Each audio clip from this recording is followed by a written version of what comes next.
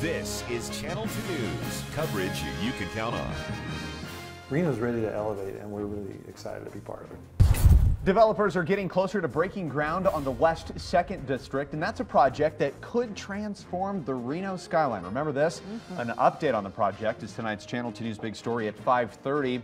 Okay, so the Don J. Clark Group has plans to build 15 to 30 brand new buildings just west of downtown Reno. I'm Landon Miller. I'm Kristen Revington. Thanks for keeping it here tonight. And some of those buildings would then be the tallest in Reno, providing housing, office, and retail space.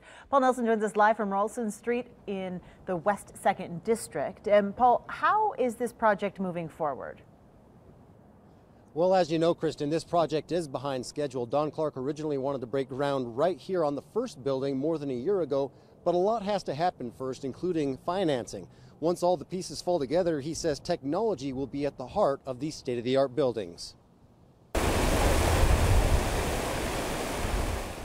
This view from the Truckee River will look a lot different if the West 2nd District becomes a reality.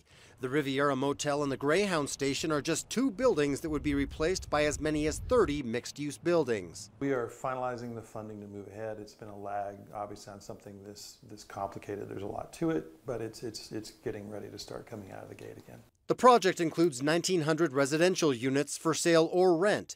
20% of them would be reserved for lower-income residents, and the high-rise buildings would have the latest technology from seismic to solar. We use technology from the inception of the design into technologies in heating and cooling, on water usage, and then it also is how we communicate within the communities. But technology changes quickly, so Clark says it's important to adapt as the tech world does. What we're planning today will be completely obsolete and replaced before we finish. So we have to build the underbelly, and we have to build the infrastructure that supports the change and not lock into something that doesn't let us evolve.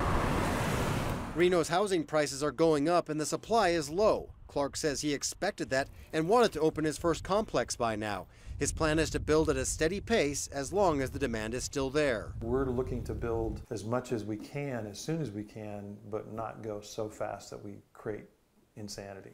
Instead, he wants to help fill a need, both in housing and redevelopment. There's no great city without a great downtown.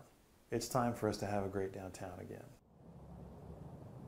Clark doesn't have a timeline for the start of this project, but he does have the building permit for this lot right here. He plans on breaking ground on this building about a month after they get all the funding into place, and the whole project could take 6 to 10 years to complete.